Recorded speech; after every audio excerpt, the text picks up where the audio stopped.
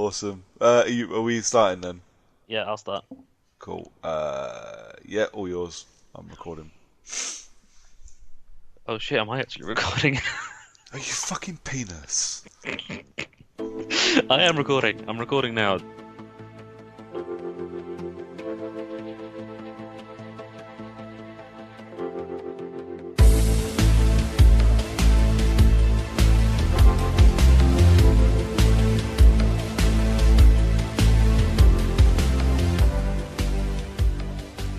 Hello and welcome to Character Unlock, your bi-weekly, twice a week, isn't it?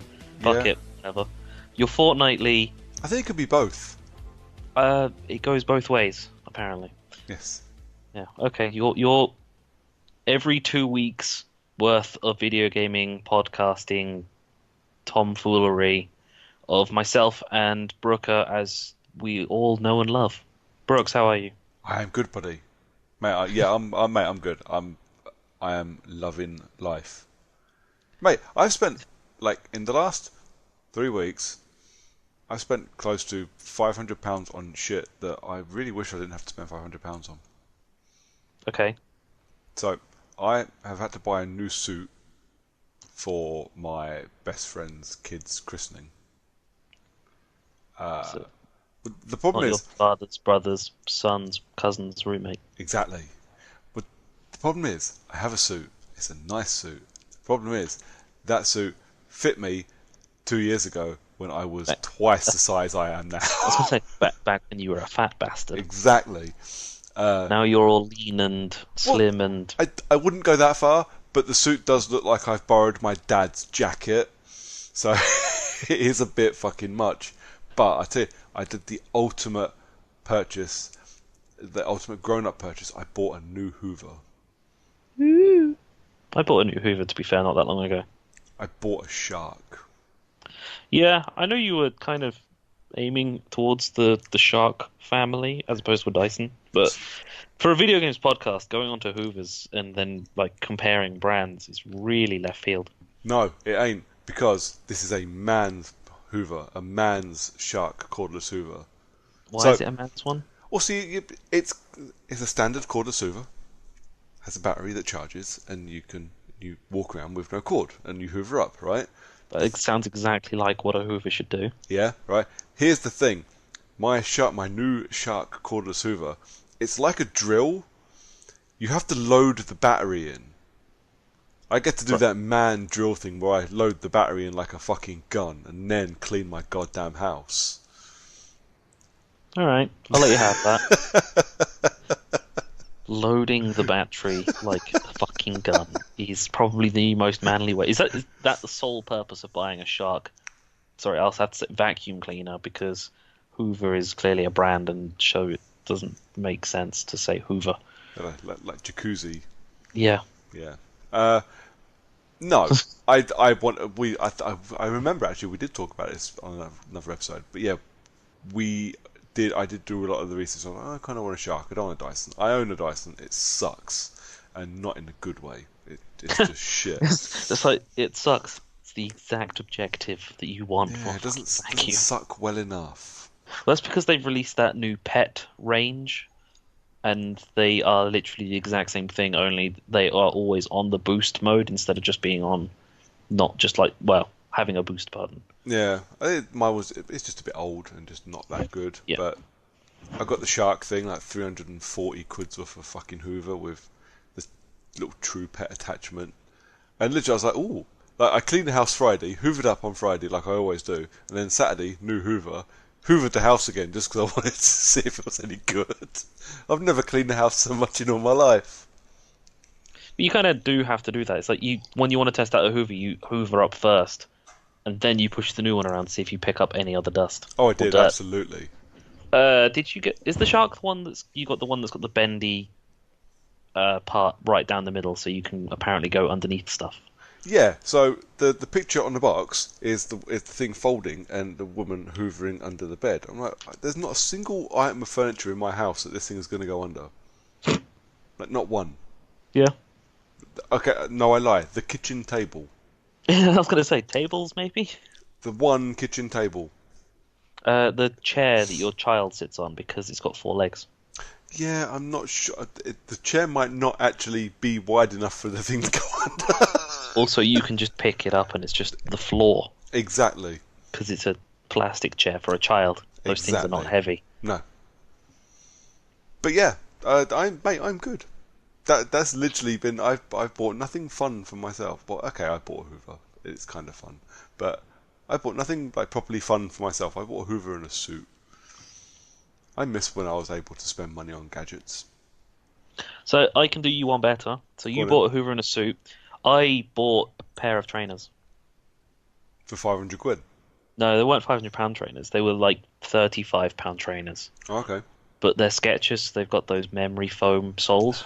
I do feel like an old man, but I love my Skechers trainers. I do. I used to make fun of people because of those Skechers adverts, Yeah. like back in the early 2000s, the group of trendy teenagers that are clearly not American but speaking with American accents. Yeah. Yeah. As mate, for the last I don't know 10 years, every concert I've gone to, every Fright Fest, every EGX, I've worn my Skechers trainers, and I will complain about many things. I'll never complain about my feet hurting, No, even standing in a queue for 4 hours to play South Park at EGX. Feet were fine. yeah. So I bought them for my trip to Paris in just over 6 weeks. Ooh.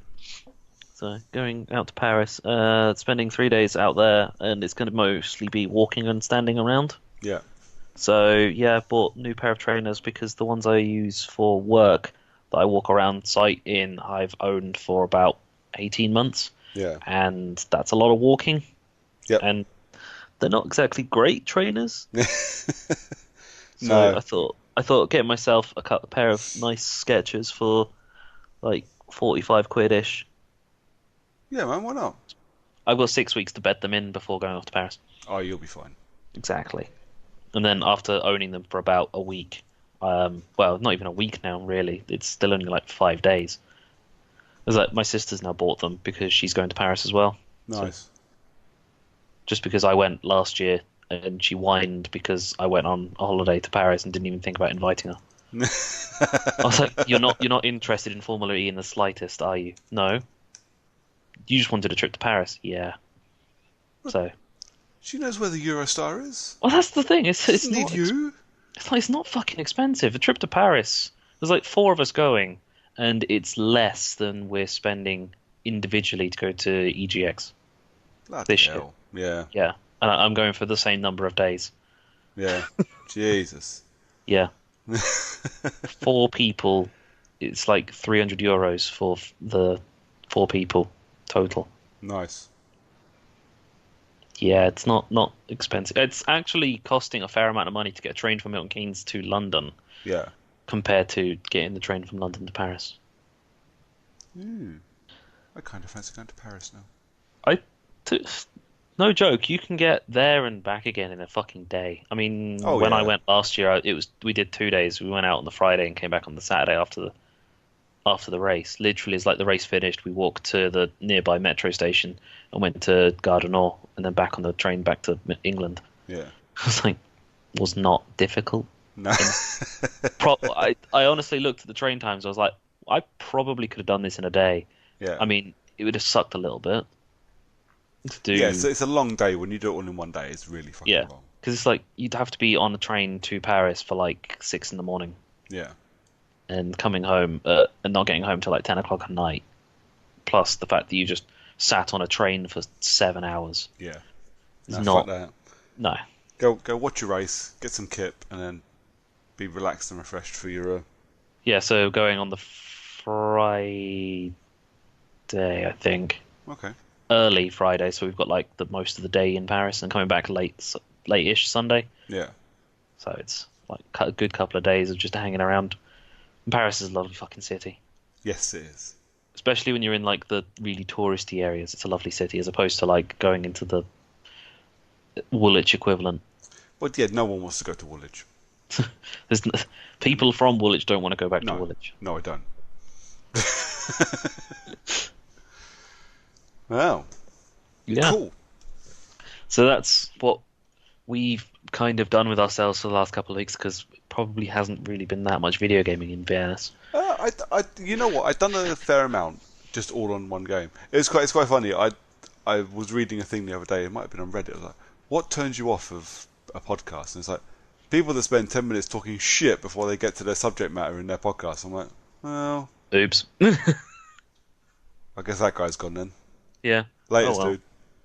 It's it's fair play to him, I guess. If you're not interested in listening to people just chat shit, and you just want to learn about what it is that they're subject to playing games. I mean, if you're interested in listening about games, then you're probably on the wrong podcast because we probably spend less time talking about games than literally anything else. True. I don't know. I don't think I listen to any games podcasts where they don't spend time just chatting bollocks first. Well, the thing with most podcasts, if you really think about it, is that their subject matter usually needs to be branched off into other things because they borrow from other things. You can't do a movies podcast without talking about the source material. Most of the time is either a book or right now it seems to be video games. Yeah. Constantly. Every film is based on a video game. There's a new Doom film coming. Exactly. We need to get Lambo on for that. We do. We really do. It's going to be amazing. It looks so fucking terrible, but I can't wait to watch it. Is it bad that I looked at it and was like, no Carl Urban, no sale? Didn't Carl Urban die at the end of the first one? Doesn't matter. Well, Wait, it's not a zombie does he film. die? I don't remember. I thought he survived. I thought he was the only survivor. Maybe. It has been a long time since I've seen Doom. I'm pretty sure I watched it while it was on Netflix. I didn't even realize it was on Netflix. I may or may I don't not, think while we're talking, be searching for it on Sky Cinema to see if I can watch it while I edit the podcast tonight. It's so bad, but it's so good. Yeah. I just like the fact that there was that, 30-second segment where it's in first person. That was, like that trailer, awesome and simultaneously terrible. Doom is on Sky Cinema. Nice. I guess you're watching Doom know, tonight. I'm watching tonight while I'm editing the podcast. Carl Urban shoot the shit out of the Rock. Yep. Yeah. But yeah, it just came to mind. I was like, oh yeah, a particular guy, well, a few people, I don't like it when people just don't talk about what they're there to talk about. And well, fuck you. So, technically we are talking about what we're here to talk about. Yes, okay, we're probably a primary video games podcast, but we're literally just a couple of guys. We're a shoot the shit podcast. We started as a gaming podcast, but now gaming is very little part of what we do. And we're characters. Who's got time to play games? No, we're too busy making fucking podcasts for these people about our subject matters. I know. That's fucking pleasing some people. I know, it's fucking shocking. I can't believe people gonna go out on the internet like that and just hate on stuff for no reason. I know, right? Fuck them. Yep. So, I still think it's fucking brilliant how we decided to just not bother with the news anymore because there just never is any fucking news. And then ever since we said that, there's been nothing but news. Oh, but some of it is so fucking ridiculous. Some of it's actually quite cool, and some of it looks like it's going to be a good branch into other things. And then there's the other bit of news that we discovered, which is fucking spectacular. You crack on, mate. You're hosting. I will follow your lead. Okay, so let's go with PAX. We're looking at PAX East rather, the 28th of March.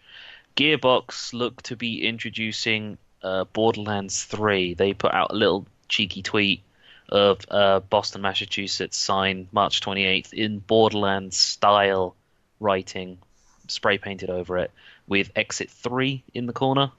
So we could be looking at a Borderlands 3 coming out, which fucking brilliant, seeing as what's going on with Randy Pitchford and that lawyer. What's going on with Randy Pitchford and the lawyer? So Randy Pitchford kind of maybe had 12 million bonus paid to him in secret. Wow. I mean, I always knew it was a fucking bellend, but Yep. fair enough. And he's having there's other unsavory acts, should we say, being accused of him from a lawyer from the studio. Although he is denying any wrongdoing. I have very little time for Randy Pitchford. I think he's an absolute fucking arsehole. It doesn't mean I'm not going to play his games or his studio's games, although, quite frankly, I probably won't play Borderlands 3. But, yeah. So, as part of that 12 million side deal that he's got, his private bonus counts towards advances upon the royalties owed to Gearbox employees, which means that the Gearbox employees won't receive their royalties or profits from shares until they've paid off Randy first. Oh, fucking hell. So basically, he needs to receive all of the money that is owed to him through profits of games and stuff before they go elsewhere. Jesus, that dude is just a walking anus, isn't he? Yeah, pretty much. Fucking hell. And now we're getting sued by Randy Pitchford. What a cunt. What's he going to... Mate, I have nothing. I think he can have my Shark Hoover. I was going to say that's you talked very at length of how much you love that fucking Hoover. He will take it from you. No, I will keep it. He can have the old Dyson. That's all he deserves. Knackered old fucking vacuum cleaner that don't work properly.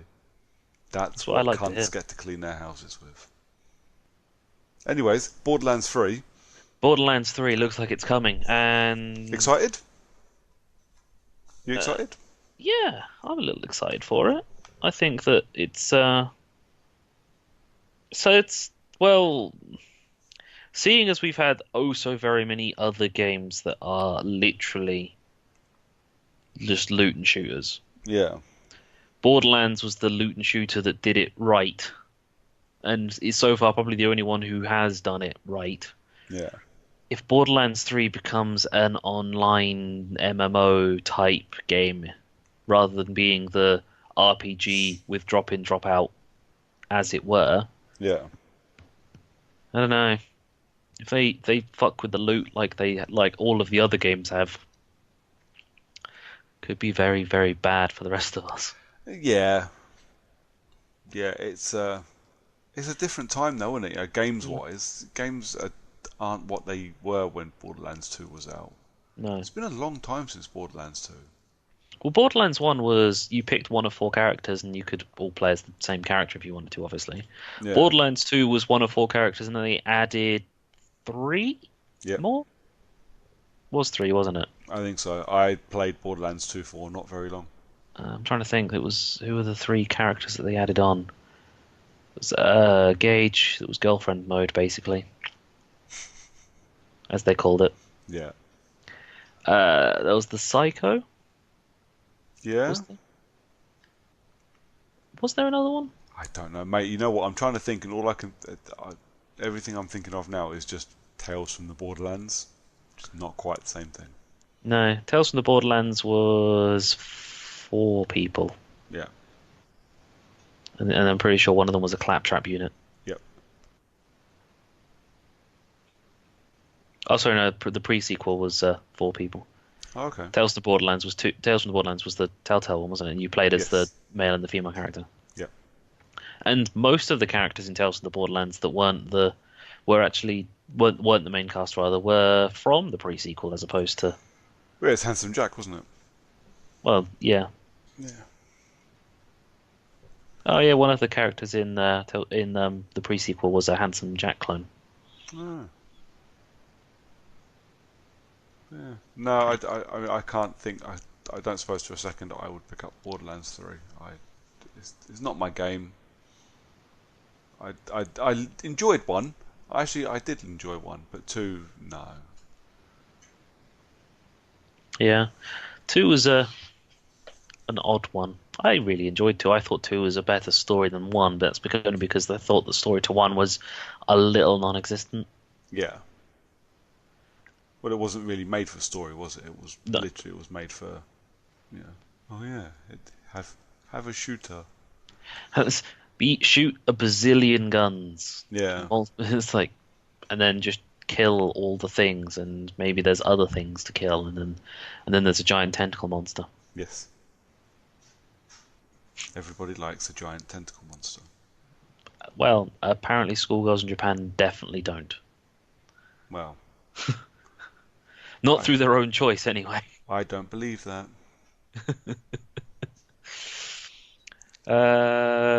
After Borderlands being mostly teased, unless it ends up not being teased and we get a Half-Life 3 kind of situation with it, Respawn have declared war on Apex Legends cheaters. I don't quite know what that means, but apparently they've got anti-cheat measures in place because there's a lot of people cheating, I guess. Okay. I don't I don't understand why people cheat on video games. I mean, I can understand taking advantage of glitches that are in games to benefit you in some way, but Yeah. actively going out of your way to only win because you're cheating just seems a bit weird. Yeah. I don't know how you cheat in a battle royale game, but no, But people do cheat, and this has always been the thing. They've been doing it since fucking Call of Duty Modern Warfare. The fucking cheating was rife on that, and you sit there and go, "Why? I don't just play it." But Yeah, people don't like sucking, so yeah. I suppose the weird thing is, there's always the people, especially on Call of Duty, was when it was things like having aimbots. yeah, So it's like, it doesn't matter where you pull the trigger, you always hit someone in the head, or you can shoot through walls, things like that. But on a battle royale game, it's not even like the rewards for winning it is actually that impressive. well, no, because everything's one time, isn't it? You lose it at the end of the game or the end of your session. It's not stuff that carries across to the next game level, whatever. Because that's the whole point of these battle royale games, unless I'm getting it completely wrong, which is possible, I suppose. But Yeah. yeah, let them ban hammer cheaters. No one wants cheats in their game. Oh yeah. Speaking of glitches in video games, this is because I mentioned it earlier. Remember that glitch I mentioned on the last podcast for the GTA Online? Yeah, Yeah. I've not fired it back up since that happened, but one of my friends who was there with me when it was happening has had his money reset back down to zero. He lost 8 million. nice. But I'm just like thinking to myself, is that I think I had like 4 million left on there because I spent most of it. So in theory, I think I earned maybe 30 plus million playing it. Yeah, So the fact I've got 4 million left means that I spent an awful lot of money on like vehicles. yeah. So I'm actually sitting on assets more or less. I've basically got ill-gotten gains that I've now laundered. I am the ultimate criminal. The ultimate criminal. Yep, in GTA world. That's a big title to try and chase after. That is. I am the ultimate criminal. I I managed to get money on a game that is entirely based on getting money illegally, and then laundered it so that I didn't lose the money. Nice. I illegally attained illegal money. I don't fucking understand the logic, to be fair. I mean, okay, I get it. Rockstar don't want people to have like ridiculous amounts of money that they got through not playing the game properly, and they want people to buy their shark cards and stuff. But when you look at the price of everything, because it's so easy to make money on that game if you play it enough. I Yeah, mean, there's people out there who've got more money on GTA than you can actually spend on stuff in the game like right now. So it's like this is the point in the game where there is more to spend on, and everything is its most expensive. yeah, But they've probably got more money and than it is possible to spend on everything that's most expensive. Like the most expensive versions of all of the properties, all of the vehicles, fully upgraded vehicles at that, all of the businesses buy all of the most expensive properties, yeah, upgrade everything to the maximum, and you've probably still got more money than you can left over to spend on the next iteration of gear, because it's just that easy to make money if you put enough time and effort into playing the game. yeah, Which begs the question of, because of that and the fact that they're trying to get more money out of the game, when they introduce the next thing, if it's another property, if you want yeah, the most expensive version of one of the the nightclubs, I think it is, and fully upgrade it, Yeah. it costs more than what the most expensive shark card. Wow.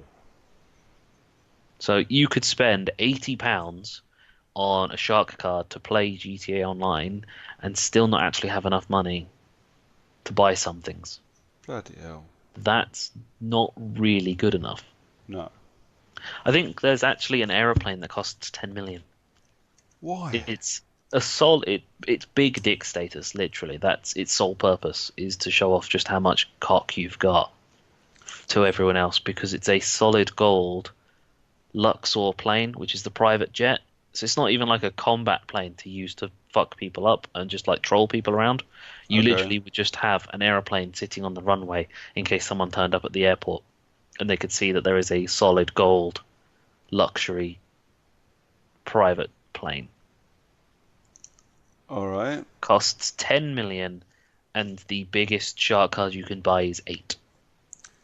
And how much is that? That's the £80 one. Yeah.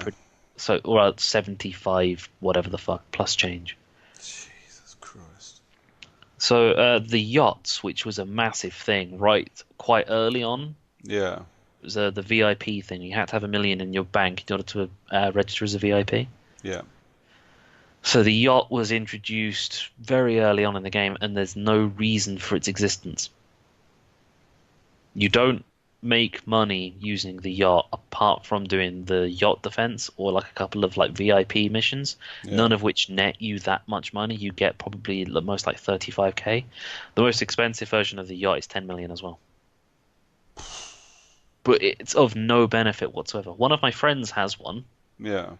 because it seemed like a way of making it. It advertised itself as a way of making money. So he had, I don't think he spent that much money. I think he spent maybe at most 6 million on it because he had the 6 million from earning it. And this was back at quite early on in the game when earning money was actually quite difficult. Now Yeah. it's fucking easy as pie. Fair enough. But he owns one. We were doing the glitch, I was very tempted to buy a yacht, but kind of at the same time thinking, what's the fucking point? It literally would just be sat on the map permanently, not doing anything. Because it's a fucking yacht. No one flies out in the sea to be shot No. down by the AAA guns that are on the yacht. But also, there's no missions really attached to it that don't already have access to. Yeah. And it's literally just sitting there for no benefit. What's the fucking point?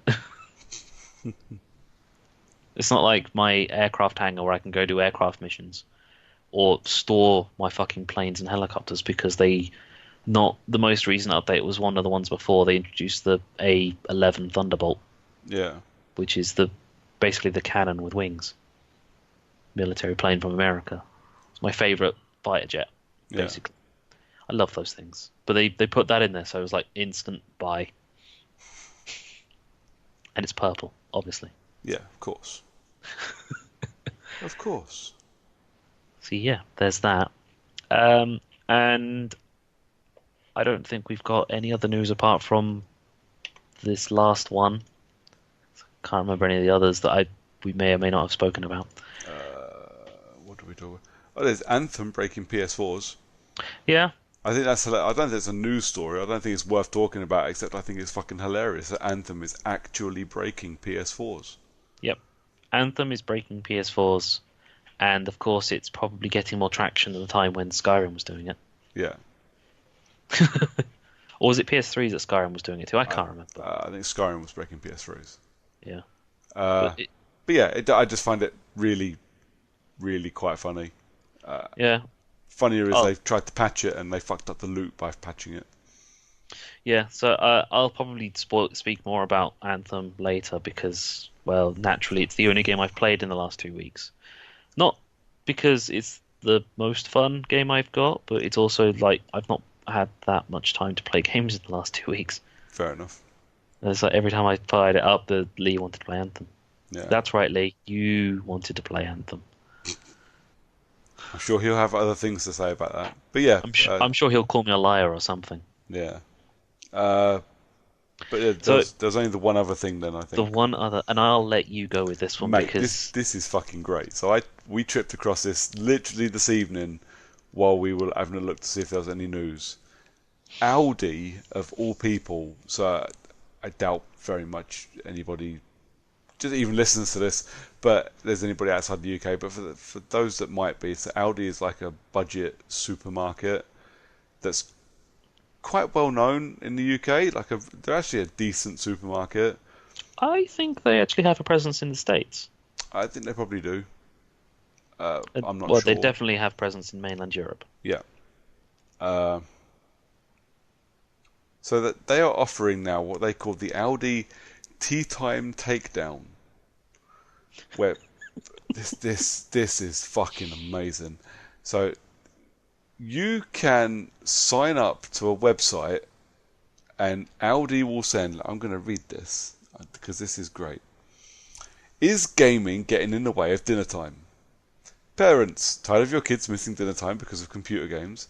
Then call upon the services of an elite squad of professional gamers who will join their game online and take them down. Now they'll have no excuse not to be at the table when dinner's ready. Sign up to reclaim family dinner time. So this is fucking great. I'm going to have a look at this while we're talking. It's taking me to Facebook. Why am I signing up via Facebook? Fuck off. Fuck off, Facebook.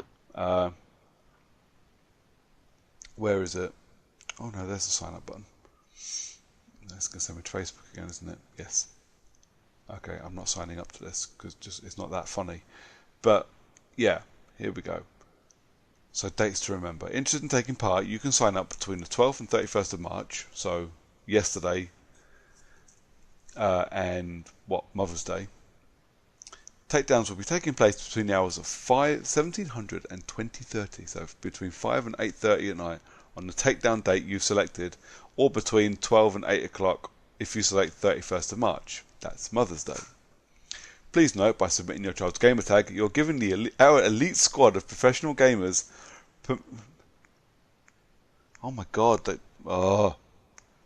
elite squad of professional gamers, gamer''s. So I can't even write the fucking paragraph properly. Permission to request to join your child's game via the platform they're playing on and take them down in time for tea time. We cannot guarantee every takedown will be a success, but we'll try our best to complete all missions. So they don't even guarantee success. So Aldi, the budget supermarket, who sell more or less alcohol-free beer with no actual brand name on it, are going to send an elite squad of gamers to beat your kid up online. Aldi branded gamers. So they can get the fuck down for tea. Aldi tea. Aldi tea. Now, my favourite bit of this website so far. You have to sign up and you have to give these people your kid's gamer tag. Let's not forget that if you really want your kid downstairs because they won't get off the fucking Xbox, you should maybe be taking their goddamn Xboxes away from them. Just take the controller. They can't do shit without the controller. My mum used to do it. I'd have memories of my mum taking my NES controllers away from me so I could sit there and stare at the fucking NES all I wanted. Couldn't do jack shit because I didn't have a controller for it. Same rules apply. Turn on the Xbox app on your phone and just turn the console off. Yep. Turn the router off. Yeah, there's that one. I mean, I'm pretty sure the app on my phone to control my router actually has the ability for me to set times when the router is off. Yeah. So literally, 7 o'clock, 7:30, router off. See, I think all of these things. Job done. I think, turn the router off, maybe set up some, parental locks, some timings. But this thing is clearly aimed at people who've got no fucking idea what they're doing with technology. And you can tell that by this next bit. Find your gamer tag. In order to take part in Tea Time Takedown, you'll need your child's gamer tag. Here's our handy guide to find it. Mate. Go ahead. What we got? Mission possible. Find your gamer tag. Want to sign up to Audi's Tea Time Takedown? You'll need your child's gamer tag. Here's the simple step-by-step guide on how to find it. Xbox. Turn on the Xbox One by pressing the big X button. It's not that big. Well, it's the biggest X button on the controller. I'm pretty well, I was going to say, are we talking the one on the controller or are we talking the one on the console? Because there's only one on the console. Yeah. Their gamer tag is located in the top left corner of the dashboard. Turn the Xbox One off. Whoa. Have they described how to turn it off? No. PlayStation. Turn the PS4 on. Select an account and press X on the controller to confirm login. On the dashboard, scroll up to access the menu bar. Like the PlayStation, you need actual instructions if you don't know what you're doing. It is fucking insanity. The Xbox will show you the gamer tag it's signing in when you switch it on. It actually says welcome. Yes. Mine says, All right. Brooker, signing in Troublemaker 411. Or Twitch. Log into your child's computer with their permission. Visit Fuck no. With your child's permission. I actually have a problem with that part. Surely, if you've logged onto if you're turning on your child's console, you should be asking for their permission to start with, for one, clearly. But what the fuck is different about their computer for them trying to get their fucking gamer tag off of it that they need their permission to turn it on? Mate, if my kid thinks she's ever going to have a fucking laptop in this house without me knowing exactly what's going on that laptop at every second that it's switched on, she's got another thing coming. I spent far too many fucking years working in schools to see what happens with kids and computers. I will be monitoring fucking everything. I won't need to turn her computer on if I want her Twitch profile. Yeah. Well, I just...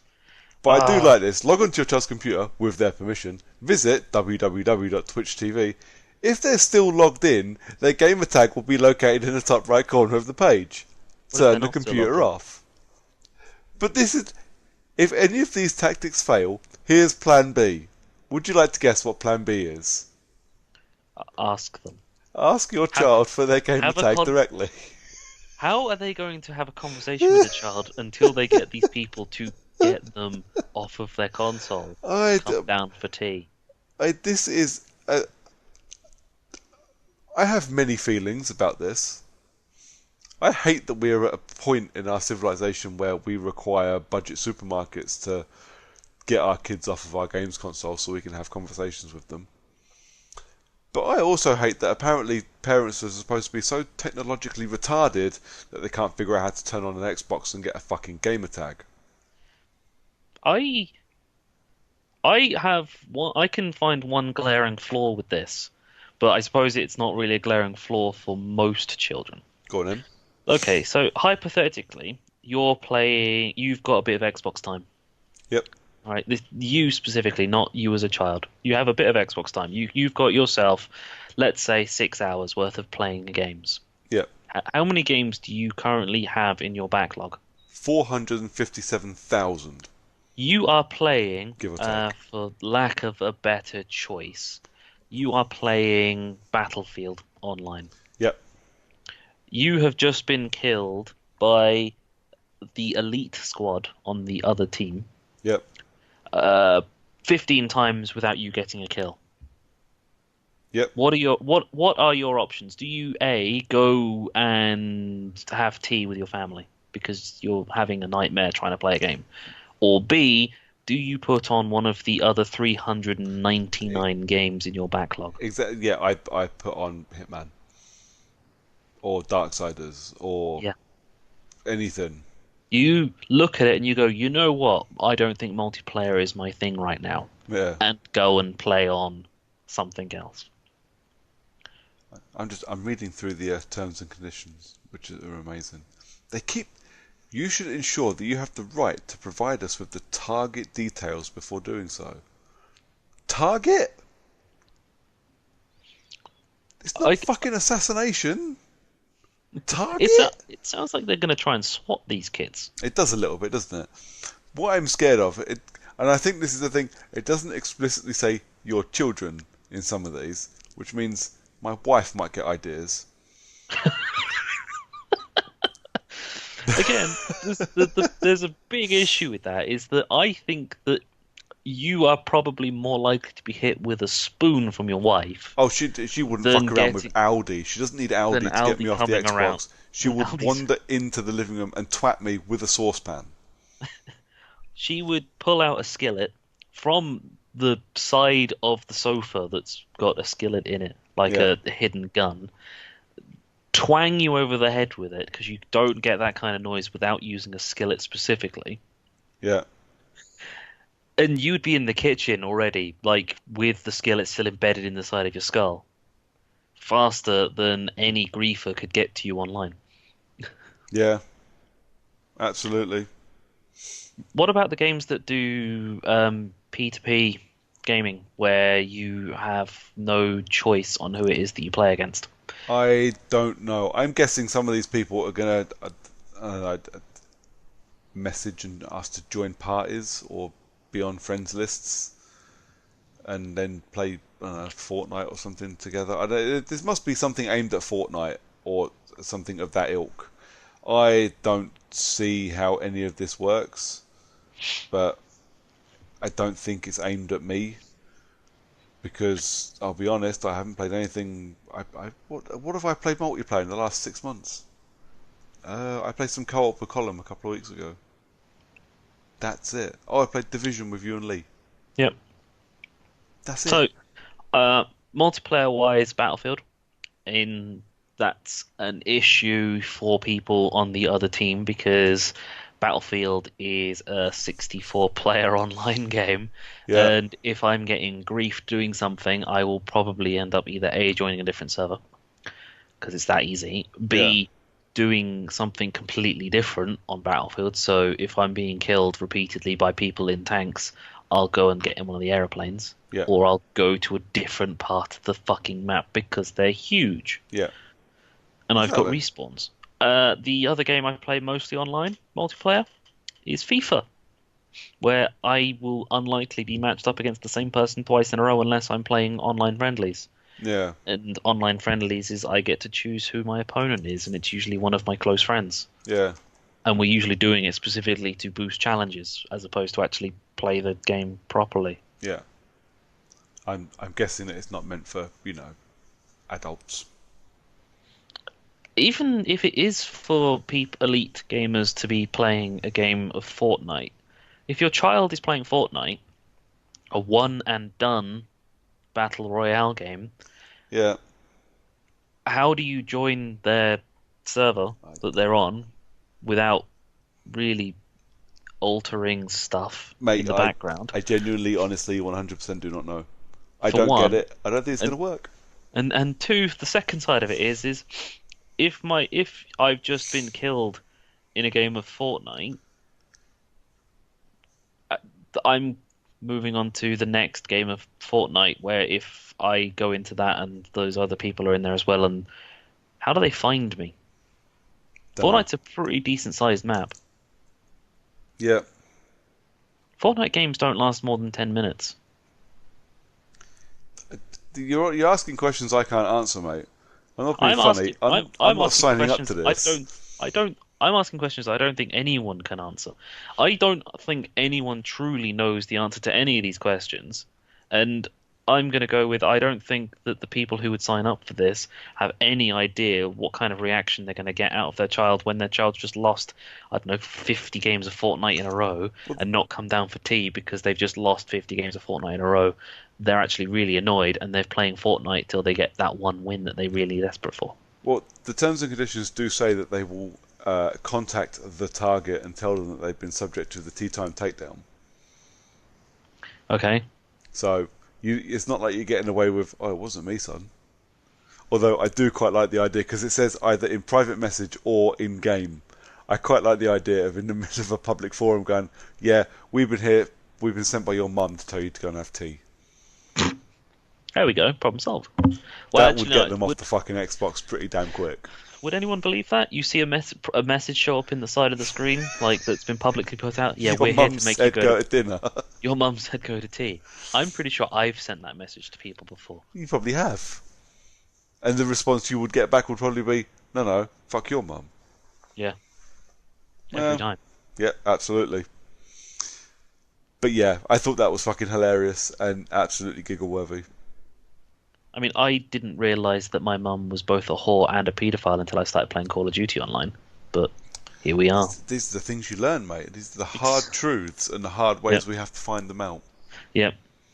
It's a real shame, really. And now she's in prison. Yes. Well, That's the way to end the news, Brooks. usually I've got at least one inappropriate joke ready for something like that. I don't know where to go from there. I took it from you. Your mum being in prison for being a whore and a paedophile. Yeah. Yeah. I took your ability to make a joke by doing it first. You took So away my fuck you. power.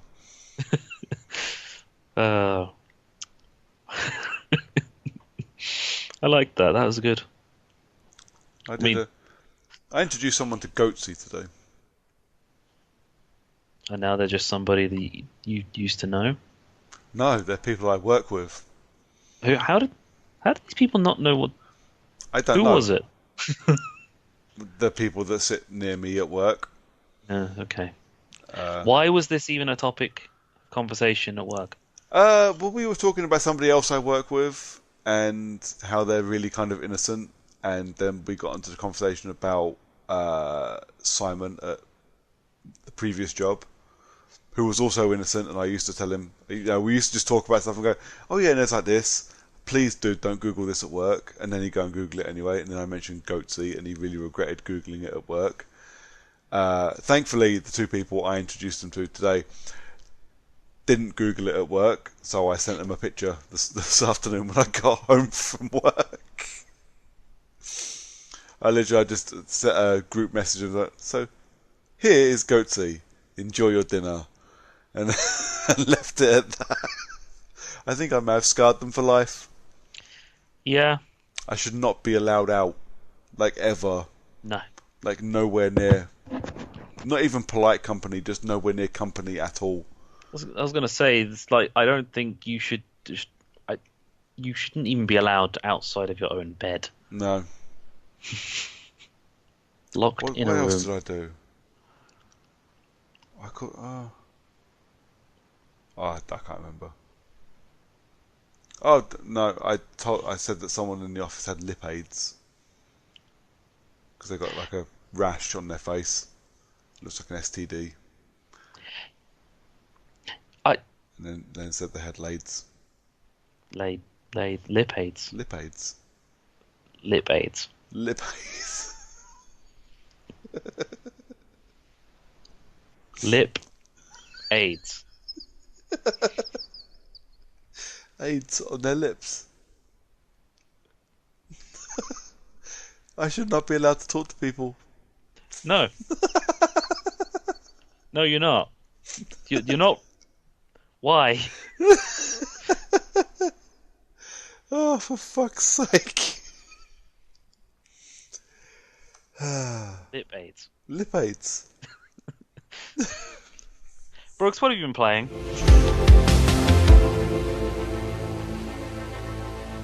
I played Far Cry New Dawn, mate. Yes, you did. Is it good? You know what? I really liked it. Is it to Far Cry 5 what, like, Primal and the other games have been to Far Cry 4 and 3, respectively? Not Just a really. reskin of the original map. Yes, they are reskinned, but they're also the first actual genuine sequel. So none of these games have ever really properly followed on from one another.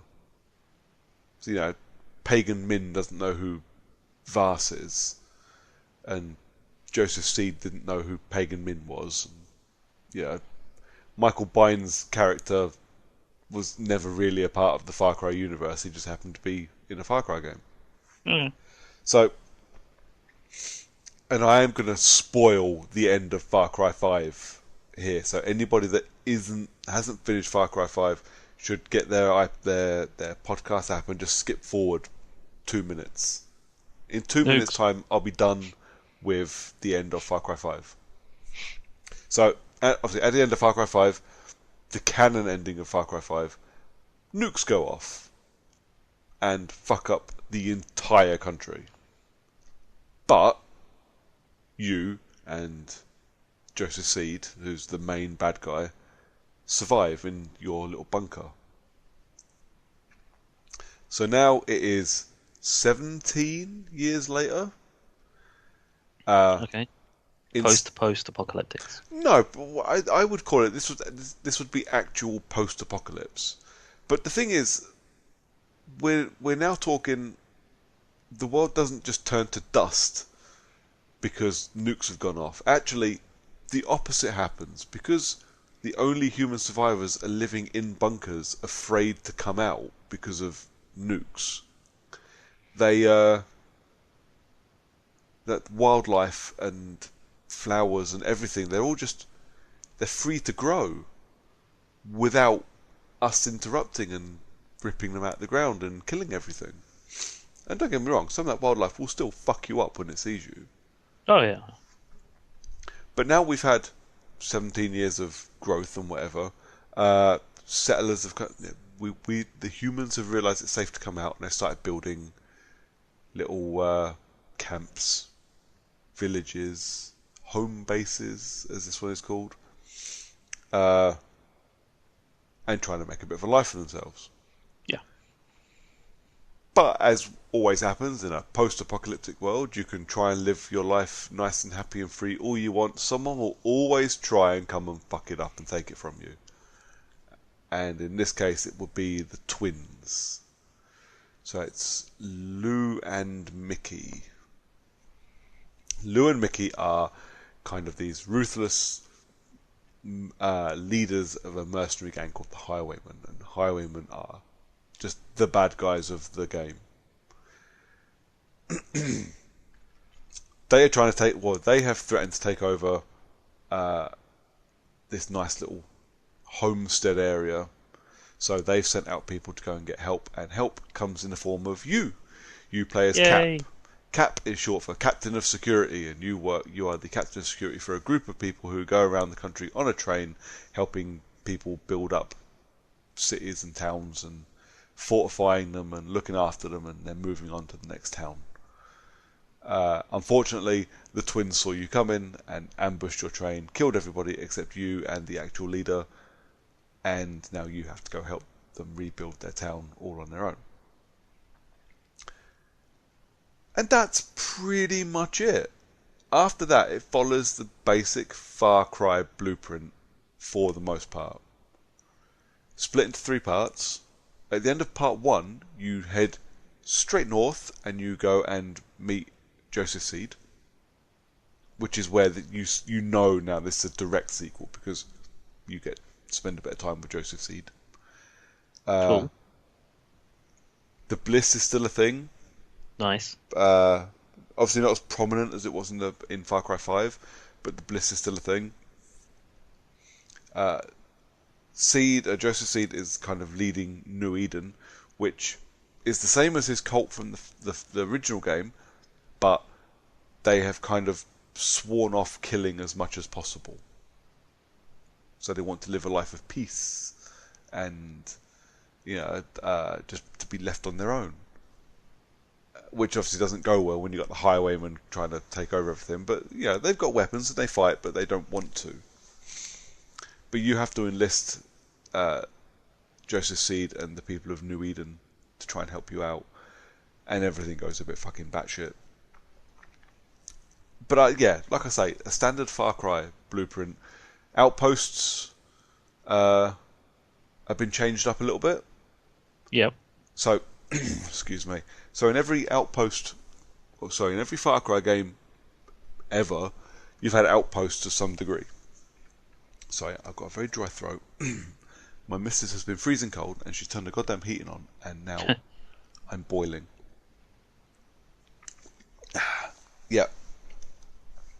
So, so now you take over an outpost like you do in every other Far Cry game, however you want. Outposts give you ethanol. Ethanol is how you upgrade your home base. You only have one home base, but it has to be upgraded as part of the story, which is a downside I'll come to in a second.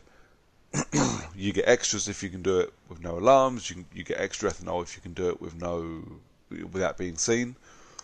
But what you then have the ability to do, and this is where they've changed it up, you can scavenge an outpost. So when you scavenge an outpost, you get extra resources. You get more ethanol, you get arms, you get parts that you use for building stuff. But doing that hands the outpost back to the highwayman. So now you have to take it over again. But when you take it over, the enemies are now stronger. So enemies are leveled. Easy enough to remember. 1, 2, 3, and elite. So you go to the outpost first time, it's only level 1 enemies. If you scavenge it and then go back, you then get a bunch of level 2 enemies and more of them. And then the same thing happens again. You can do it up to you can scavenge an outpost, I think, up to 3 times. I actually think you can keep scavenging them if you really want to, but it's just a waste of time. If you want more ethanol, it's great. You don't need to do it unless you only want to scavenge one over and over and over again instead of doing them all. But it's a fun little challenge. So you'll scavenge it, you'll get your resources and be dumped, I don't know, 5 minutes down the road, and you go back and do it again, which can be a lot of fun. It can be bloody frustrating. Part of the problem, I think, with New Dawn is the fact that because it is reskinned, and it is gorgeously reskinned as well. So like you and me and a few people we know who spent far too much time inside Far Cry 5, you'll run around playing and suddenly you'll go, oh shit, I'm here. Holy fuck, I did not realise this is where I'd ended up. Like the water treatment plant that you end up in quite a significant firefight in. Yeah. I had no idea I was in the middle of it till suddenly I was in the middle of one of the rooms where you have to blow up all the generators and that. Okay. I was like, oh, I blew those up. How fucking cool is that? I was really quite impressed. It is beautifully reskinned, but it's not very long. Like story-wise, there's not much to it.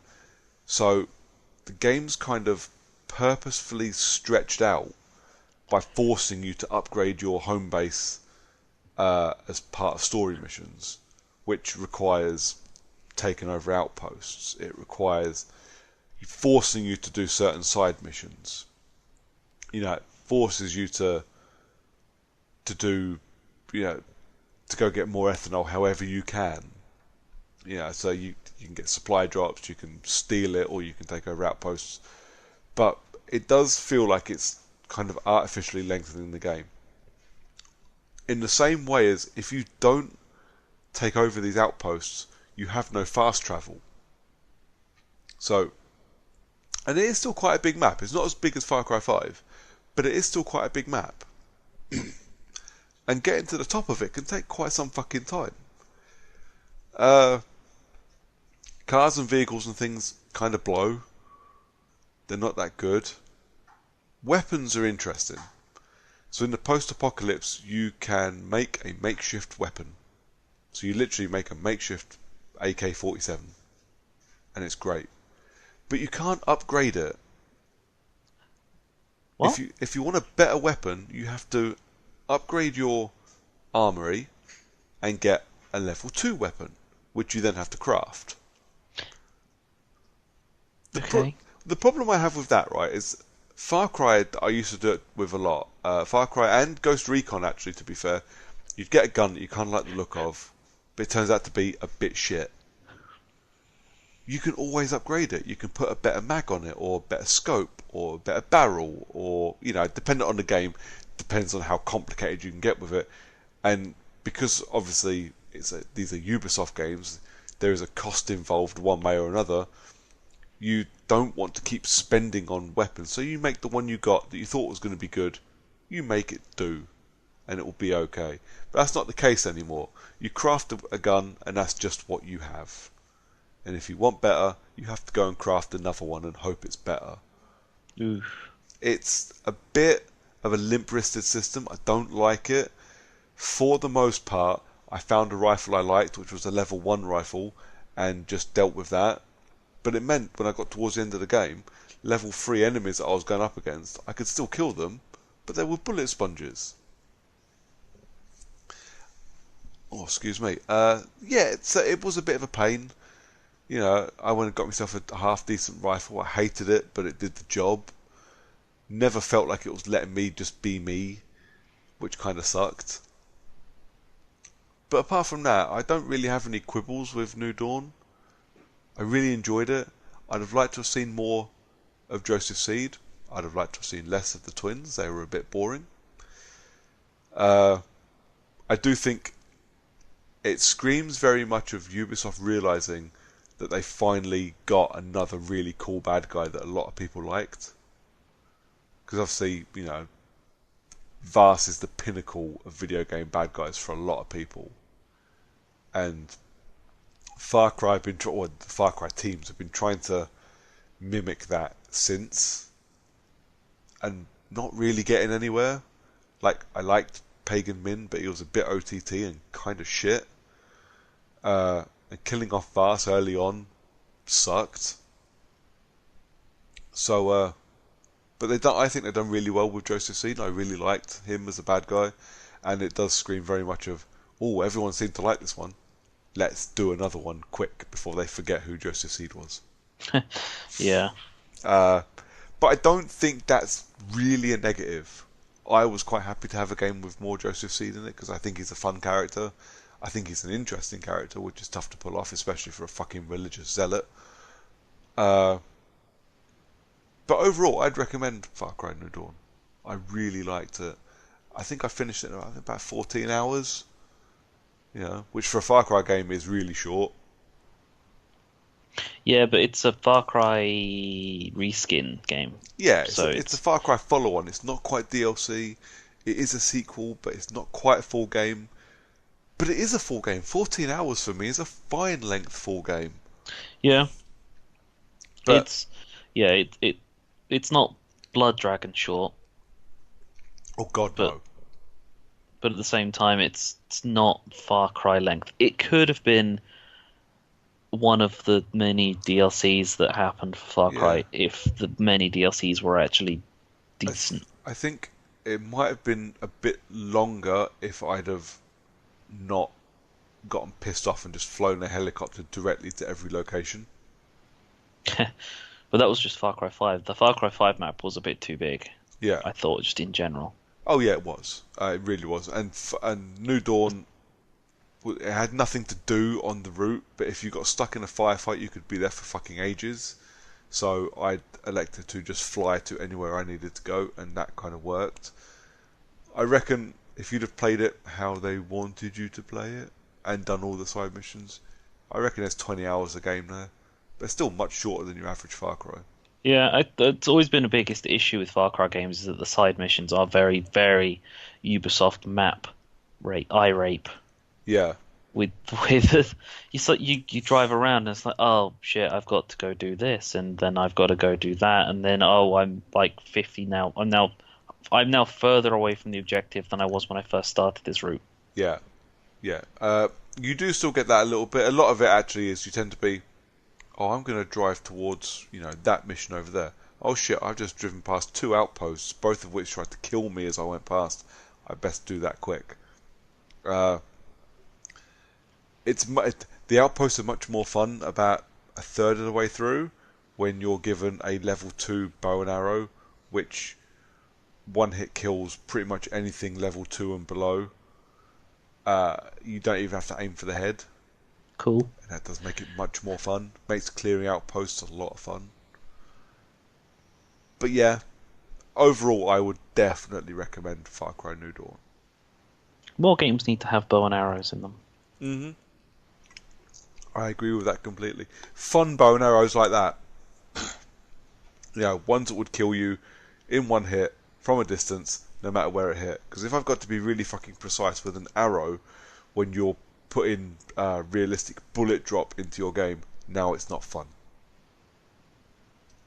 But yeah, I would definitely play New Dawn. If you've got the ability to rent it, or if you see it going cheap, I would definitely pick it up.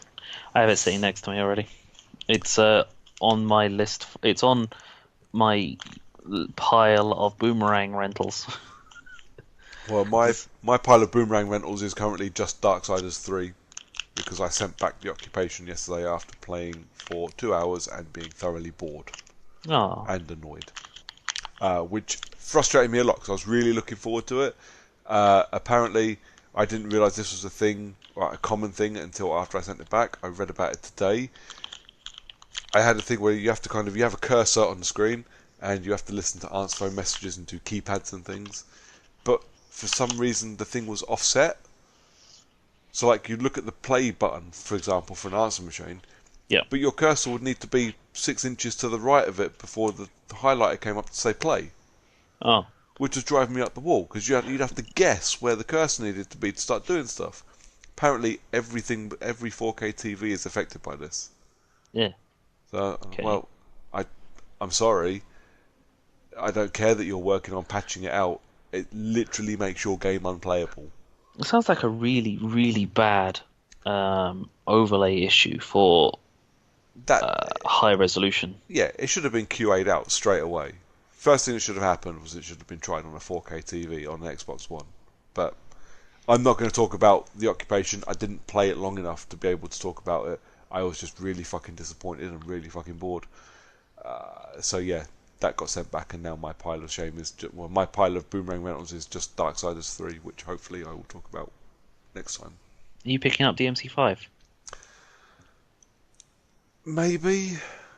I I keep seeing it advertised, and it's because I'm seeing it advertised everywhere. I'm thinking about, well, I didn't really like the 4 that much, and I hated 4, but I feel I haven't played a Devil May Cry since 3. No, I haven't enjoyed a Devil May Cry since 3.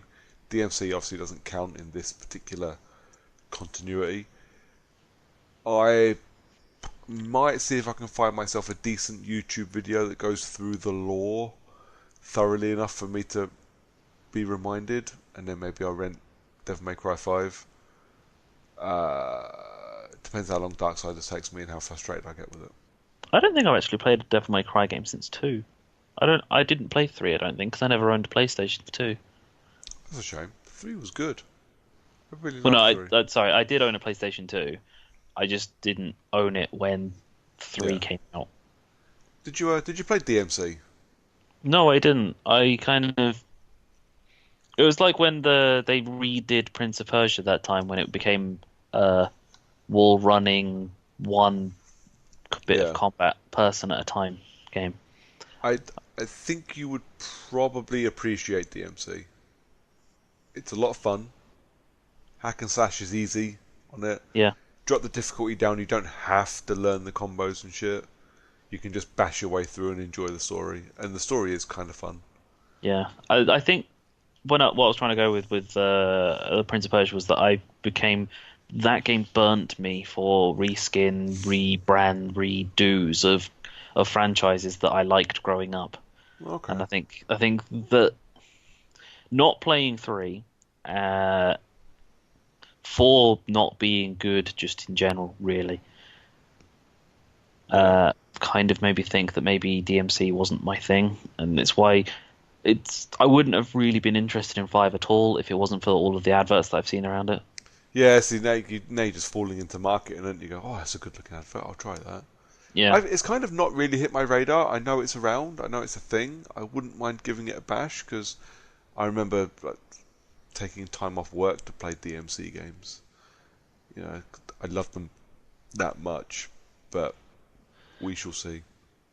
I mean, I'm not going to go back and fucking play any of the Devil May Cry games again because they're fucking terrible to play. Yeah, I bought the HD trilogy remake on the PS3 a few years back, and I hated my experience with it. I legitimately hated it. I didn't like the controls. I didn't like the single camera. I have the same issue with the old Resident Evil. I, the games may be great, and nostalgia is a wonderful thing, but these games have not aged, or these control schemes and the mechanics have not aged well, and I just I've been spoiled, and I don't have time to get angry with this shit. I just need to get on and play actual stuff. It's why I'm a little bit scared when I eventually get around to playing on a musher. Because I'm guaranteeing that the fucking controls on that game are not very well aged. No, no, for sure. But Onimusha was my first real love of a franchise Yeah, was probably Onimusha. fair enough. Yeah, see, I'm I trying. need to at some point. I need to buy the Hitman HD Enhanced collection, and I'm sure that I'm not going to enjoy Blood Money because I don't think the control scheme would have aged well. I'm pretty sure Blood Money was free not that long ago. Not the HD Enhanced one. Yeah. Well.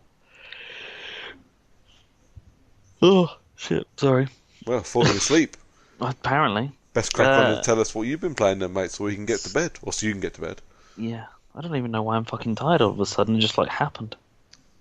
I do have that effect when I talk. It's true. You do have rather nice dulcet tones. I have a career in audiobooks ahead of me, clearly. Don't knock it until you try it. I guess you could probably pull it off. Go on I then, think- mate. What I you think been playing? you should start reading Stephen King novels to people. Oh, God, no.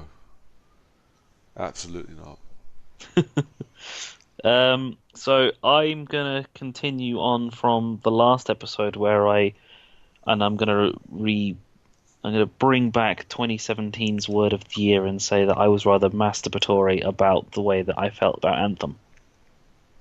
Okay. I'm going to go in the exact opposite direction now and say that Anthem is a hilariously flawed game, and I don't understand why I still enjoy playing it. Fair enough. It's, that sort of game where the more you play it, the more you kind of look at it and go, this game is shit, but I'm so invested in it that I can't stop playing it. Yeah. I can't think of the most recent game you would have played like that made you feel that way, and apart from maybe one of the later Assassin's Creed games. Yeah. Yeah, let's go with, I don't know. Oh, no, I enjoyed most of the Assassin's Creed games. I actually enjoyed all of them except Odyssey. I don't know. I know what you mean, though. I actually probably go with Ghost Recon Wildlands. You really liked Wildlands, Yeah. but But it wound me up, and it was yeah. flawed, and they hit a point where I was like, this isn't for me anymore. But I kept trying. Yeah. Yeah. So Anthem's not quite reached the point where I don't actively want to play it. If Lee's online or if Ben's online, then I'll play Anthem with them. But I'm not seeing a time in the future where I'm going to be on my own and put Anthem on to play. Okay. To start with, I was willing to play Anthem at any given moment. Straight up, fire the Xbox up, see who's online. Oh, nobody. Put Anthem on, do some single player. Well, quick play stuff, just play around. But Anthem has a list of issues. And it's gotten to a point where I'm being affected by enough of them so frequently that it's not really something that I want to put myself through anymore. Okay. Fortunately, I'm playing on PlayStation, so my console hasn't bricked, or rather, hasn't turned itself off mid gameplay. But they frequently have server issues, which cause random disconnects. Including you'll get an error message coming up saying that the server is going to turn off soon. Okay. So you need to restart your game. But it's not the overall service, it's your player server that's going to turn off. So you could be in the middle of doing stuff and you'll get an error message saying your server is going to turn off soon. But it doesn't tell you that it's your specific server you're connected to out of the millions of ones that they've got. It just makes it seem like they're turning off Anthem for a couple hours, come back later. Yeah. Fair enough. That's a minor issue compared to some of the other stuff that's problematic with it. There are significant numbers of instances where the mission will glitch for some reason or another, preventing you from being able to complete it. Okay. Well, The, that's pretty bad. these vary from enemies not stopping from spawning. Yeah. So you'll be in an area and it'll say clear out the Dominion or the Outlaws or the Scorpions or the Scar, one of the four enemies types. It'll say clear them out. What it probably is what it won't do is stop them from spawning in. Yeah. So you could be sat there for forever just mowing down enemies as wave after wave of enemies just keeps coming at you. Not increasing in difficulty from the enemies that you've killed before, just the same enemies constantly coming at you, which is pretty good when you're working on the challenges for killing enemy types. So there's 2 faction-based weekly challenges. So every week resets on a Monday around about midday, Yeah. where you have to kill 250 of the Dominion, 250 of the Outlaws, and 250 of the Scars. And then there's a second one, which is killing 500 of each. Okay. It counts up from 250. So in total, you need to kill 500. You don't have to kill 250 and then 500. It's just 500 total. 2 challenges separately for it. Yeah. Those instances where the enemies just keep coming at you, because there's usually a decent quantity of enemies coming at you, pretty useful for that exact moment. Yeah. When you're wanting to actually play the game, not so much. That's just one of the glitches that can happen mid-mission. Another one is collectibles for it. So you could go or fly around and collect echoes. They don't always spawn in. It's helpful. Yep. So that means that you've then got to go and collect stuff that there isn't any of, which means that again you've got problem of not being able to complete the mission. Only this time it's possible that the enemies aren't spawning at all for it. So you're just stuck there with your thumb up your ass, not able to do anything. Nice. Other glitches that can happen that are relatively frequent is you'll load in and the javelin that you're in won't be yours. Okay. So yesterday I was playing with Lee and I fired up a mission with Lee, and the javelin that loaded in was a random interceptor that was green and black, I think it was. Yeah. But obviously my color scheme is purple and gold. And splashes of white because Minnesota Vikings or Yeah. Saints Row, whichever one you prefer to Saints say Row. that I am. Yeah. So me showing up in a black, white, and green interceptor doesn't really make a lot of sense. And then the game just crashes on you and puts you back to the menu. Nice. Yep. It seems like a really worthwhile game to be playing. You can fall through the map, but that's just pretty typical of other things. When you're playing missions and your allies get to a point where they need everyone to be around in order to progress the mission slightly, so to open up a door for everyone to continue going forward, you're supposed to get a little message pop up at the bottom saying you've got to catch up within a certain amount of time, otherwise you'll get brought forward. And there's a possibility of a couple of things that could happen. One, when you get brought forward, the loading screen will be infinite. Wow. Or you won't get that error message, but the game will put a glass wall up so that you can't get through it to prevent them from Jesus. going backwards. The glass wall is literally there to prevent people from going back once it opens up the next area. And the glass wall will come up too early, and it'll open up the next area without the person catching up, meaning they can't ever catch up, and they won't get the timer anymore. So they have Wow. to then respawn themselves or leave and rejoin. But if you leave a game, it's very difficult to rejoin because the game will almost instantly put someone in who's running a quick play. Fucking hell. Yeah. You can have moments where you will fire up a quick play mission and you will be thrown into one of the many missions that is currently glitched in some way. Because you're more likely to be thrown into a game that someone has left recently than you are to finding a game that that's right at the start. Yeah. So there's the Challenge of Valor, which you get at the end of the main story, includes the challenge of completing 25 quick plays. Yeah. I've managed to complete 2. Nice. Guess how many I've attempted? 12. Probably close to 50, Fucking hell. because the majority of the ones that I join are glitched. The massive majority of the ones that I'm trying to join are glitched, because you join one because people have left it. Yeah. And the reason they've left it is because it can't continue. That's a problem. Yeah. Fucking hell.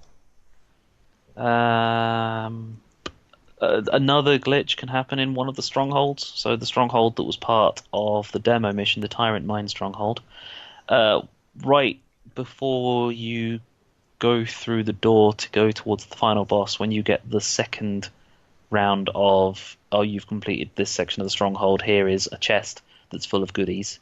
Yep. It's entirely possible for no enemies to spawn, Excellent. which is actually a good thing, because your objective is to stand in a circle.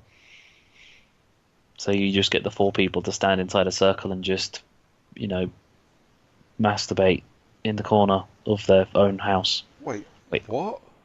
Literally, there's nothing to do. You are stood in a circle for about 3 minutes waiting for an arbitrary bar to fill up. There's no enemies spawning. The whole point of this thing is that you're standing there killing enemies as waves of enemies come at you, and you just stand inside this circle. But if there's no enemies, there's fuck all to do, which means that you're literally just stood there with your dick in your hand. Wow. Wow. It's technically a good glitch to the game, but at the same time, what the fuck's the point? Yeah. Why would anybody think that's a good thing? That you just stood there with no enemies coming at you? Yes, it's nice to take a break and you're not shooting loads of fucking things for once, or setting fire to everything like I do. Yeah. But for the most part, you want to be killing enemies, because there's so many challenges involved around killing enemies of varying levels. Yeah. So level 1 of a gun is kill 50 enemies. Level 2 of the gun is to kill 25 elite level enemies. And level 3 of the gun is to kill 10 legendary enemies. If there's no enemy spawning, you're not fucking killing anything. You're not completing those challenges. No shit. It's fucking useless. That's glitches covered. Not doing, just for the whole fact that they've recently, by mistake, for the second time, they've fucked the loot table up randomly, where everyone was getting more loot than they should be. Excellent. And I've been affected by it positively, obviously. Where it's the only I fired up a normal difficulty mission on the Heart of Rage stronghold, which is the 3rd stronghold, the one that's based on the final mission, and I got a legendary level bit of gear. Yeah. It was a gun, actually, and I got maybe 5 to 7 masterwork items, which is the one below legendary. Okay. So it was great, and it's the most I'd managed to get in one mission, and I was really happy about it. A bit later on, I found out that the loot tables were fucked, and I thought I was just being really lucky for once. Turns out I wasn't. I was just benefited from the fucked loot table. Yeah. They've since patched that out, and everyone's fucking complained, because when the issue that it has is that the Anthem has disguised loot rarity. Yeah. Into the game, because it's not actually about rarity of loot, because in most games, when you reach a level and you find an uncommon version of a gun, it's got a possibility of being better than the rarer version of a gun at a lower level. Yeah.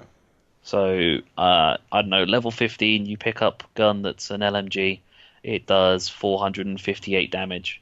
Yeah. Then you find at level 20 an uncommon version of the same gun, but because it's level 20 version instead of level 15 version, it does slightly more damage, so you pick that one. This doesn't have that. Oh. This has guns and weapons that once they're at purple level, they max out at 38, I think it is. Okay. Yeah, 38 is what they max out at purple. Whites max out at 30. Greens are like 32, and blues are 34. Yeah. Those are, best to my knowledge, those are the things. Purple is the most rare, technically, that you can get of most guns. Yeah. Masterwork, which are orange, are 61, Okay. and they're obviously rarer than purples. Yeah. So there's the problem, is that if you don't have the Masterwork version, you're not at the right level. Yeah. And your power level is based on the level of the gear that you're carrying. If you've got 61s across the board, your power level is a Masterwork level Yeah. unit. Legendaries come in at 75 power level. This isn't loot at rarity. This is power level disguised as rarity. Yeah. You're playing a game that there's no point having something if it's not at least orange. It's completely backwards. You're not finding guns and weapons that are better than the ones that you're carrying. Yeah.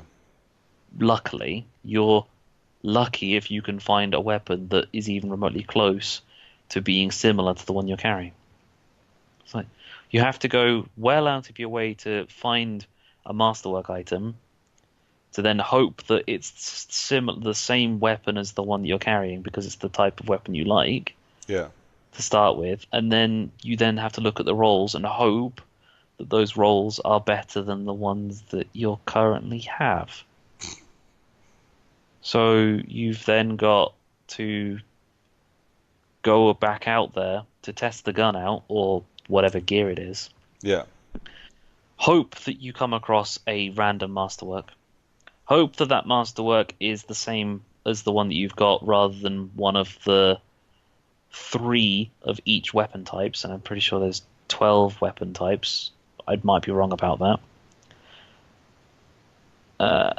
From that, or it could be one of the 4 bits of gear for one class's right bumper, or one of the 4 bits of gear for one of the 4 classes' 4 bits of left bumper gear, or one of the 6 components that you can have that are universal, or one of the 6 components that are unique to one of each of the 4 fucking classes. Mate, I'm not being funny. You're saying an awful lot of shit that I've got no idea what you're on about.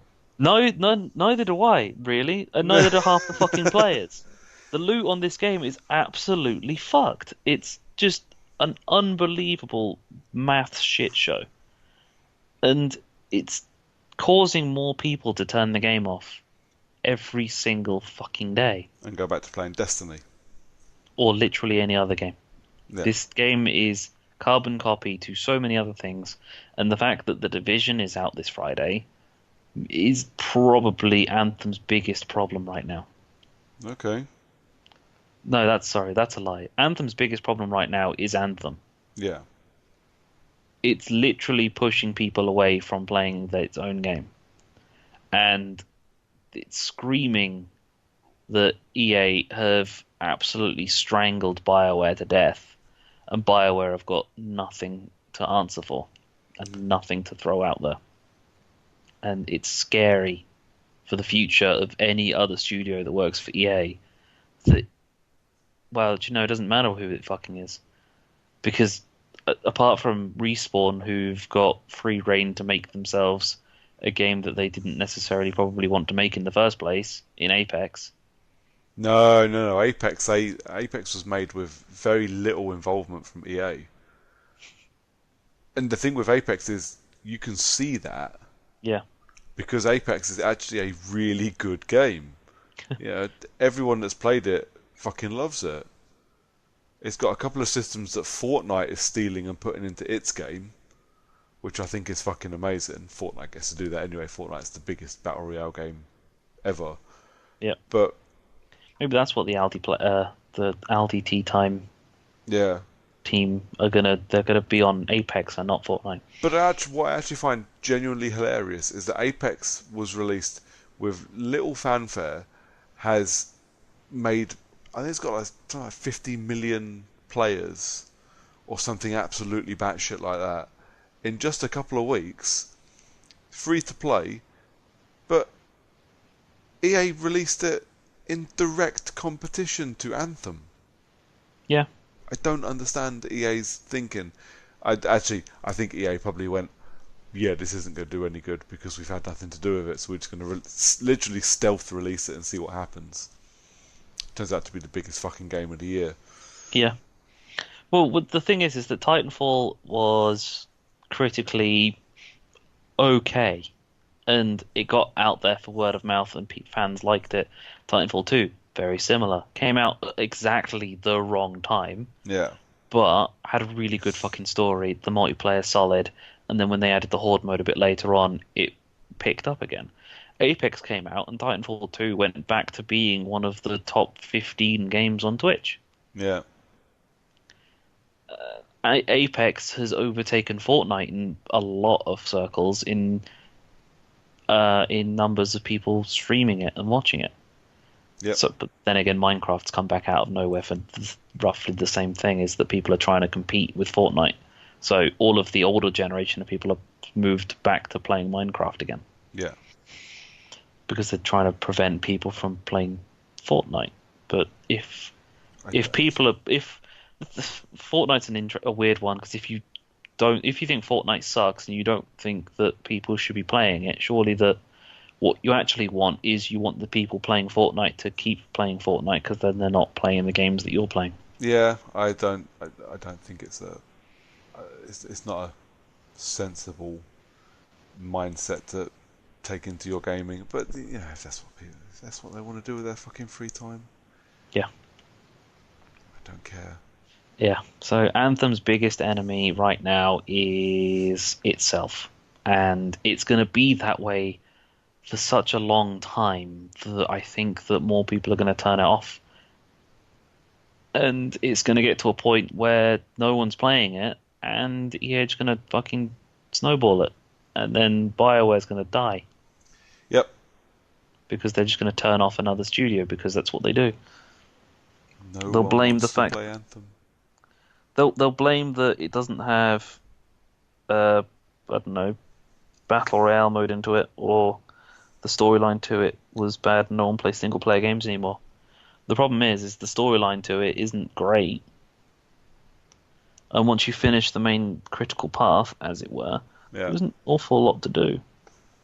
See, I don't buy into no one plays single player games. I'm on my second one in a row. I'm quite enjoying it. Yeah. The more I hear about Anthem, the more I literally sit there and think, I don't fucking get it. I don't understand how this has become a thing. But the quicker it vanishes, I think the better. Well, I mean, there's no customization options. Pretty much everyone looks the same in all of the classes, because they are drip feeding emotes. They're drip feeding armor sets that are entirely cosmetic, and it's infuriating because it kind of looks like, so the matchmaking loading screen is you putting the suit on, or rather, more specifically, it's the suit animated into attaching itself properly to your body around putting the armor two pieces together. So things like the back panels are screwing into place, and the helmet's going on itself, and like flaps and shit are like doing what they're supposed to do. Yeah. But because it's that, it screams that they're individually designed animations, and that's why the cosmetic suits are being drip fed in, because they've not finished all of them yet. Nice. That's what it looks like, because at the moment there are 4 armor sets per class. Yeah. Cosmetic wise. There's the default one. There's the one that's available to everyone as like a second one, which is pretty shit looking in general. Mm-hmm. There's the Legion of Dawn one, which was for Legion of Dawn purchasing people. The Legion of Dawn version which dropped down below the price of the standard edition at one point. Yeah. And then there's a fourth one which it costs 61,000 in-game coin. I bet you can buy that for real money. You can. How much is that going to set me back? So it's 750 of shards, and 750 shards is about £8. All right. It's not as expensive as you'd really think it could be, but the fact is that I'm saying it's £8. I don't know. I've not looked. I've not looked at how expensive microtransactions are on this game because they are entirely for cosmetic purposes, Yeah. and the cosmetics on this game are not great. But Fair it's enough. all right because they added an emote for when you finish a mission, a victory pose, as you will, of you doing make it rain with money. Oh, for fuck's sake. Just To be fair, no. I actually have that because it only costs 23,000 coin, and I'm currently sitting on about 170,000 coin. Yeah. Because I'm pretty sure I mentioned this before. You earn money or coin in that game faster than you can spend it because there's so little to spend it on. Yeah.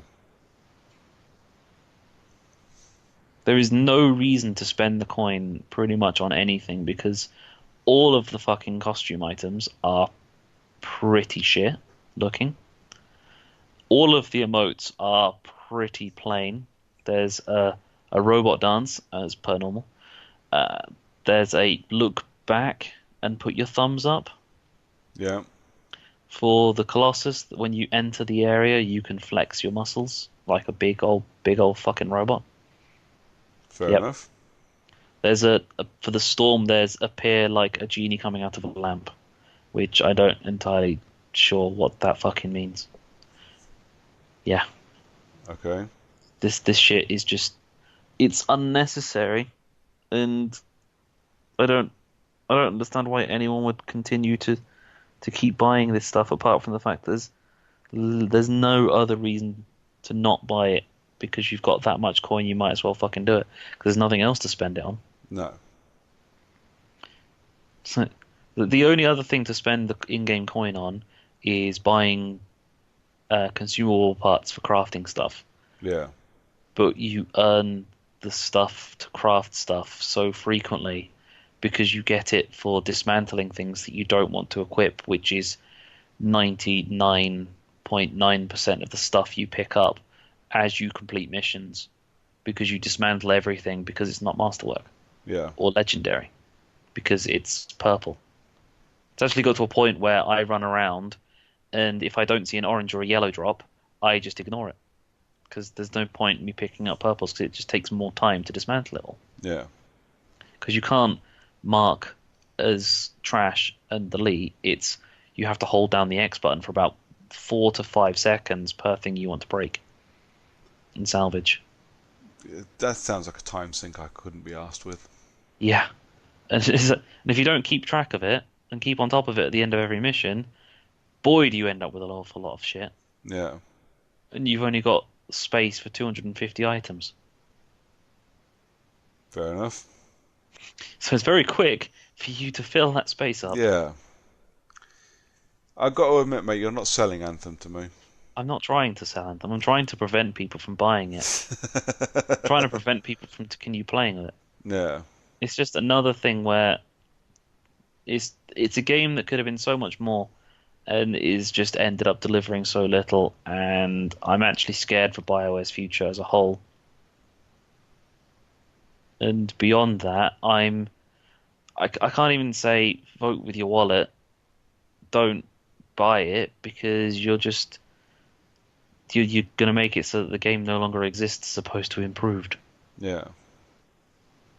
But that's just EA in general. They're not interested in releasing games for people to like. Yeah. Fair enough. Hey, I'm a FIFA player. What more can I expect than to just have my wallet raped continuously? Yeah, I mean, you have kind of brought this shit upon yourself. Maybe I should move to Belgium where microtransactions are illegal. Maybe. Maybe. So that's me done for that. I guess we're down to recommendations. Yeah, What have you cool. got? So from Friday, I suppose the day this episode comes out, Metal Gear Revengeance is available on Games of Gold on backwards compatible. Mm. Revengeance is a fun little hack and slasher. Can be frustrating at points. I don't think I actually finished it, but I did enjoy playing it. I might be installing that bad boy and Cool. having a go myself. How about you, mate? So I think I saw that Call of Duty, the remaster, the Modern Warfare remaster, is on PlayStation Plus. Really? Yeah. Nice. I don't know if it was like a free weekend, but I keep seeing it being shown up to me like randomly. Is the remasters there, which is nicely in time with the fact that they keep leaking Modern Warfare 2. Yeah, But it's only ever the Modern Warfare 2 story that they're leaking out. I'm fine with that. I don't want to play the multiplayer. I just want to play the Michael Bayness of the campaign again. Yeah, I love the campaign, but I honestly I'm looking at it thinking to myself, I bet it's because there's a licensing issue with the multiplayer. Yeah. Because I think they had the exact same licensing issue, which is why there was only like 2 map packs came out for Modern Warfare 2, and even then it was not actually map packs, just 2 more maps. No. Yeah. Apparently it's on PS Plus. Yeah. Well, just while we're talking, store dot PlayStation. I'm going to add that to my list because why the fuck not? Because you want to get that complete Mile High Club trophy again. No, I don't. Are you sure? I'm really sure. You look like the sort of person who's really interested in getting the Mile High achievement trophy No. for the 4th time. Oh, The Witness is on PS Plus as well. Rad. I shall grab that at the same time. Yeah. Cool. So that's us done. Brooks, where can people find you? You can find me on Twitter at Brooker411. And I'm on Twitter as the John_CU, and for Lee's benefit on Xbox Live as Long Dong Silver. Cool. If you're not interested in us as individuals, and for God's sake, why would you? Character Unlock is a Twitter thing, a Facebook thing, a YouTube thing, an Instagram thing, a Podbean thing, a website thing, and just in general, come say hi. We like it when people come annoy us in public. Yeah, man. They've only got a We're couple not of weeks going. since EGX. Yeah, we're not going to Res this year, are we? Are we not? I've got a ticket for Resd. I'm pretty sure I've got a ticket, but at the same time, I'm pretty sure I don't. I don't know if I have a ticket or not. I can't remember if I bought it or not. I have a Saturday ticket. I will probably nip down just to have a look around. I'm going to check my Eurogamer thing. Yeah. Just because it's a Saturday. To be honest, you just kind of scan your ticket as you go in. I could even go to work in the morning and then nip down to London, nip down to Tobacco Dock, and still be home before dinner time because there ain't going to be that much down there. Oh yeah, I am going to Res. You're going to EGX Res 2019. There you go. Early bird Saturday only. Yeah. And do you have your normal EGX ticket yet? Yes, I've got that. Cool. My Super Pass 4-day early entry. Shit, yeah, son. Of which we'll only probably use the early entry like one day. Yeah, you're probably right. But we're all already going to be down there for the Thursday morning, aren't we? So it's all going down Wednesday evening. Or Wednesday afternoon. So, yeah. Thursday morning, nice and early. Anyways, we don't need to talk about this on the podcast. It's months away. Exactly. We didn't go to EGX last year, did we? No. No. Well, I certainly didn't. I was going to and then decided against it because money. Yeah. Because I cancelled mine. Just looking at the Premier Inn prices, it's like £318 for EGX in Birmingham, Premier Inn, and then it was like £288 for the one down near the XL. Yeah. I'm pretty sure I've cancelled that. I'm gonna have to check to make sure.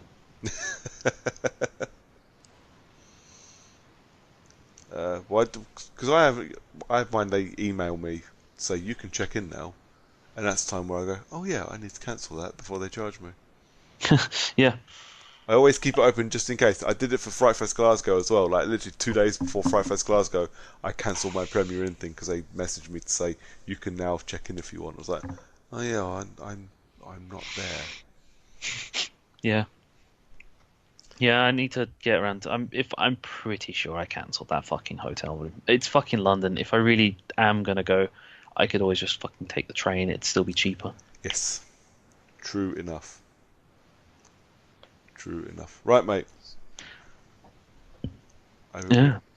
I think we're done. So just say goodbye. Goodbye, buddy. Bye.